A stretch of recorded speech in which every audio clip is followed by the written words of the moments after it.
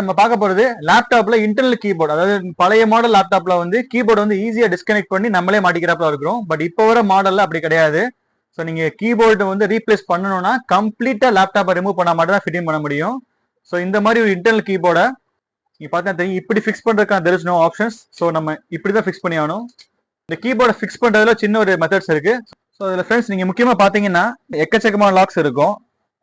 So இது இந்த purpose, இது லாக்ஸ் இருக்கான பர்பஸ் என்னன்னு கேட்டீங்கன்னா, இந்த கீபோர்டோட லேயரை உள்ள நீங்க எங்கேஜ் பண்ணீங்கன்னா இது வந்து நல்லா ஸ்ட்ராங்கா ஃபர்மா பிடிக்கிறதுக்காண்டி தான் வச்சிருக்காங்க.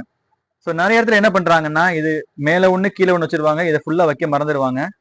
ஸோ இதனால என்ன கேட்டீங்கன்னா, ஸோ இது சிம்பிள் பாயிண்ட் தான். நீங்க ஃபார் எக்ஸாம்பிள் இந்த ஒரு கீயை மட்டும் பாருங்க, 1 2 3 4. ஸோ இந்த இடத்துல மட்டும் 4 லாக் கொடுத்துருக்காங்க. ஸோ இந்த 4 லாக் உங்களுக்கு ஃபர்மா எங்கேஜ் ஆனா மட்டும்தான் நீங்க கீபோர்டை வந்து ஃபார் எக்ஸாம்பிள் ஸ்டிஃபா இருக்கும், நீங்க உங்களோட பிரஸிங் அந்த ஒரு ஃபீட்பேக், அதாவது ஹாப்டிக் ஃபீட்பேக் மாதிரி உங்களுக்கு ஃபீட்பேக் கிடைக்கும். ப்ளஸ் இந்த கீபோர்டு நீங்க யூஸ் பண்ணும்போது ஒரு ஃபிளம்ஸியா இல்லாம ஒரு ஸ்மூத்தா இருக்கும்.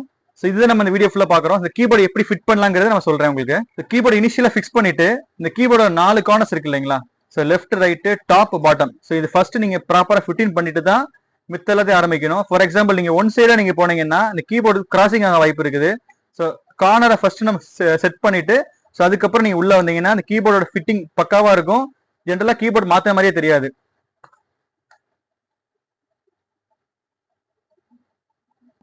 ஸோ இங்க வைக்கிறீங்கன்னா ஜஸ்ட் ஆப்போசிட். ஸோ இது ஆக்சுவலா இது ஒரு மெட்டல் ஃப்ரேம், உள்ள வந்து மெம்பரேன் இருக்கும், கீபோர்டோட மெம்பரேன் இருக்கும். ஸோ அது வந்து ஹீட் சென்சிட்டிவான மெட்டீரியல். ஸோ நீங்க சால்டரிங் யூஸ் பண்றீங்கன்னா அவ்வளவுதான், ஒரு 2 செகண்ட் 3 செகண்ட் தான், ரொம்ப ஹீட் பண்ணக்கூடாது. ரொம்ப ஒரு வேளை ஹீட் பண்ணிட்டீங்கன்னா மெம்பரேன் ப்ராப்ளம் ஆயிரும், கீபோர்டு ஒர்க் ஆகுது. ஸோ திரும்ப நீங்க ரிவர்ஸ் பண்ற மாதிரி ஆயிரும்.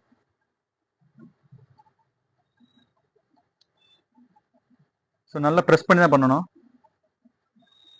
ஸோ இந்த இடத்துல நம்ம பண்ணிட்டோம், நம்ம சென்டரா பண்ணிடலாம்.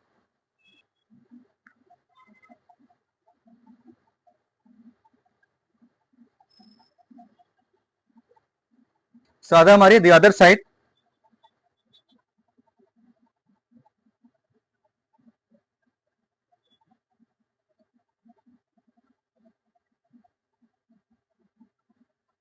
இப்போ நம்ம வந்து இந்த கார்னரை மட்டும் எங்கேஜ் பண்ணியிருக்கிறோம். ஸோ ஜஸ்ட் ஒரு ரஃபா ஃபிக்ஸ் பண்ணிட்டு கீயோட எல்லா அலைன்மெண்ட்ஸும் ஒழுங்கா இருக்கான்னு செக் பண்ணணும். ஏன்னா இந்த கார்னர் கீயோட ஃபிட்மெண்ட்ஸ்லாம் இந்த மாடல் கர்வ் வரும் பார்த்தீங்கன்னா தெரியும்.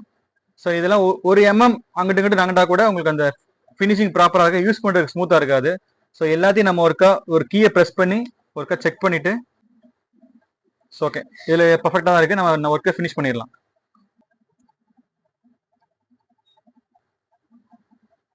அப்படி எல்லா லாக்கும் வைக்க வேண்டியதா ஃப்ரெண்ட்ஸ்.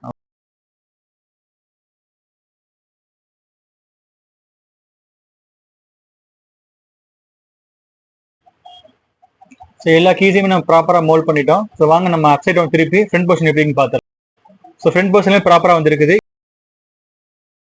எல்லா கீஸ் அந்த கர்வ் எல்லாமே உங்களுக்கு ப்ராப்பராக ஃபிட்டிங் ஆயிருக்குது. ஸோ ஒரு கீயுமே கரெக்டாக ஏற்ற இருக்க எதுவுமே இல்லாமல் ஃபிட்டிங் பக்காவாக இருக்குது. ஒரு சாதாரண மெட்டல் ஸ்கேலை வச்சு எல்லா கீஸோட ஹைட்டு ஒரே மாதிரி இருக்குன்னு செக் பண்ணணும். ஸோ ஈச் அண்ட் எவ்ரி கீஸோட ஹைட் ஒரே மாதிரி இருந்ததுன்னா நம்மளோட ஃபிட்மெண்ட் ப்ராப்பராக இருக்குன்னு அர்த்தம்.